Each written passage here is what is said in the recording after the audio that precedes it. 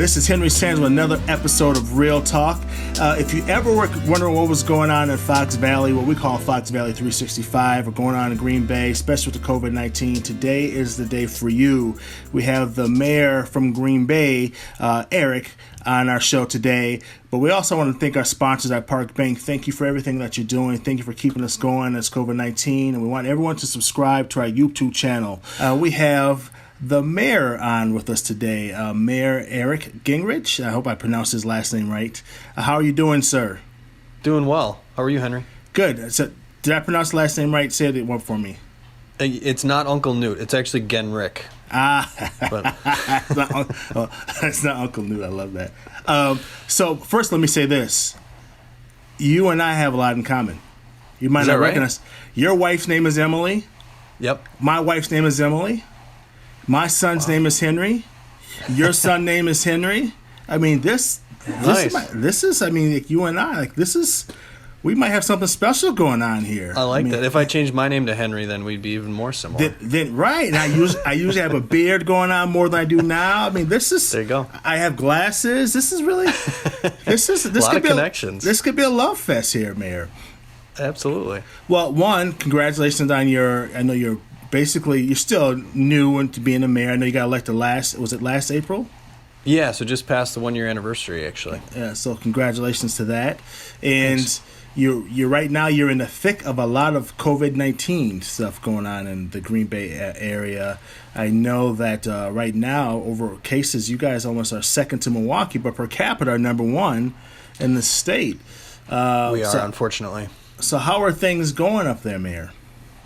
Things are going well, but it's concerning. Obviously, the number of cases that we have seen crop up in recent days is really alarming, and of course reinforces why we need to continue to do what we have been doing, which is to stay home whenever possible. But we've got a lot of essential employees who don't have that luxury, don't have the ability to stay home.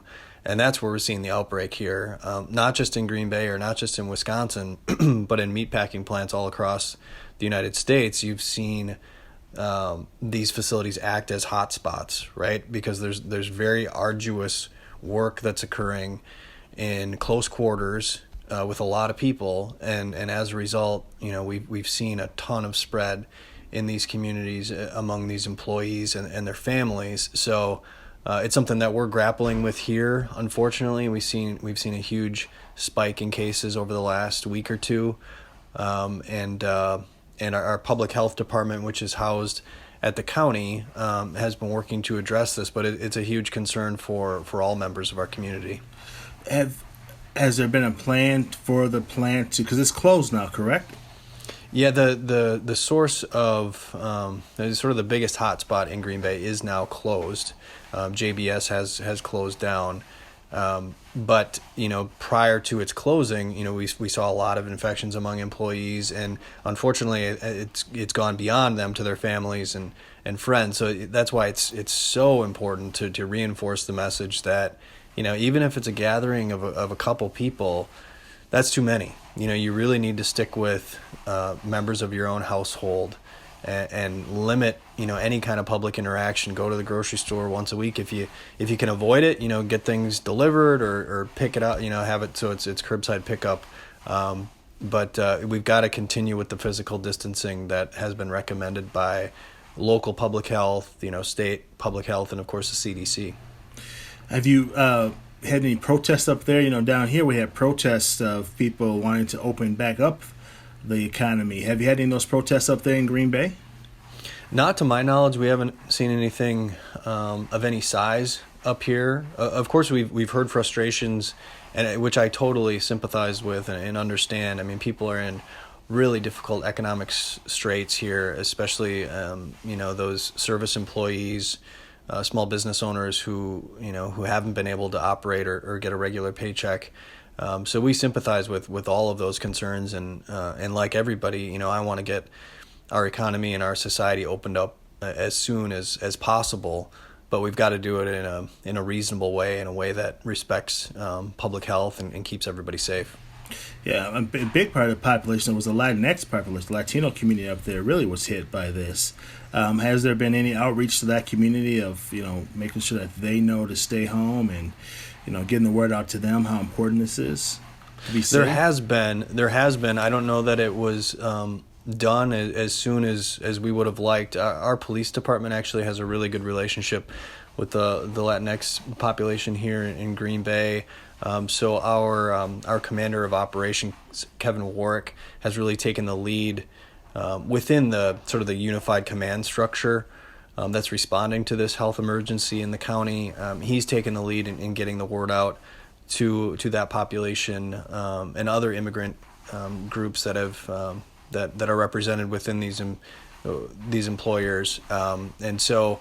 Very proud of the work that he and the rest of the PD do on a regular basis, forming those relationships, and so we are prepared to reinforce the messages that we're hearing from public health and make sure that we're distributing them in a way that's understandable to everybody in the community. Yeah, I'm glad you mentioned that because you have a big Hmong population up there actually in the Green Bay area. So that's we do, and there are a good number of Hmong folks who work in these meatpacking plants as well. So that's a sizable population. Yeah, are your schools are closed too, and are you Right. getting complaints from parents about the homeschooling and want to get the kids back to school? Or how's that impacting you?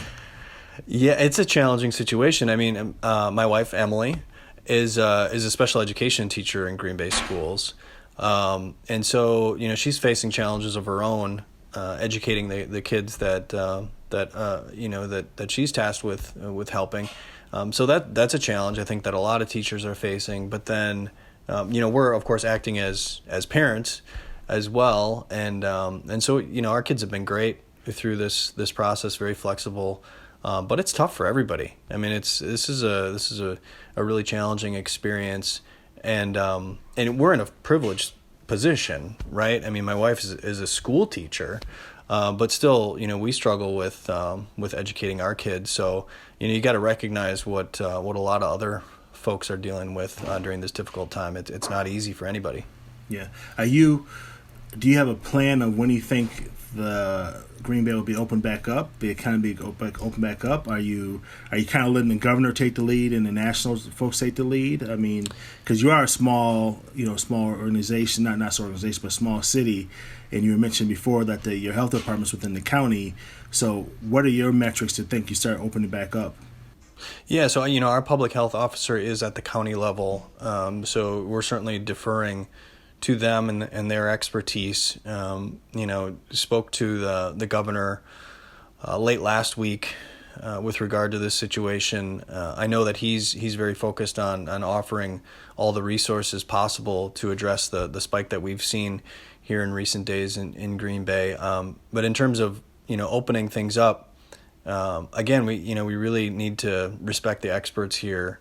I'm as interested in getting the economy opened up as quickly as possible, but we can't do it in an unsafe way, and we really shouldn't do it as long as we continue to see our positive cases rise here. Yeah. Now, this is going to sound like a naive and a sort of a naive question, but most people, when they think of Green Bay, they think of the Green Bay Packers. They think about football. Have you been in contact with the Packers? I mean, how does this impact them going forward? I mean, because they have training coming up, would have to be in a couple months, I would think. Like, does this impact the Packers, which would actually impact your economy? Yeah. I mean, they just had the draft, obviously. They've got some mini camps that typically start up in June, I want to say. So the season, obviously the regular season doesn't start until the fall, but a lot of activities traditionally would have been going on already. The economic impact of not having games played before crowds here in Green Bay would be devastating to the local economy. I think in the neighborhood of $10 to $15 million is usually generated when we have a home game here. We were slated actually to have Wisconsin versus Notre Dame football game at Lambeau in October. If we're not able to have that either, that's going to be a huge hit for us. So it's something that I think all of the professional sports leagues are working through But this would be really tough for a relatively small community like Green Bay. Yeah. Well, we wish you the best up there, Mayor. Is there anything that you want to leave our viewers about Green Bay and what's going on and the things you're doing with COVID-19? Well, I would just make the point that that this illness, this virus, doesn't discriminate, right? It affects everybody, but it is impacting certain groups, people of different backgrounds, more severely than others. So it's incumbent upon us to recognize that fact, not just in Green Bay, but across the state and the country, and to respond and support our neighbors and friends and family who've been impacted, those essential employees that can't afford to stay home, aren't able to stay home, and are putting themselves in harm's way every day. And we've seen that impact play out among some pretty vulnerable populations in Green Bay. So now more than ever, it's important for us to pull together, to be compassionate, to be understanding, just to be decent to our fellow human beings, and recognize we need to step up and take care of one another. Well, thank you for your time, Mayor. Thank you for joining us on a Real Talk. We'll hope to have an update again from you up here soon and talk a little bit more about what's going on. So thank you for your time, and we wish everyone in Green Bay well, and our Fox Valley 365 viewers, we want to say hello. Thank you again, Mayor, for your time. Thanks so much for having me. I'll be back. All right. Take care. And thank you for another episode of Real Talk.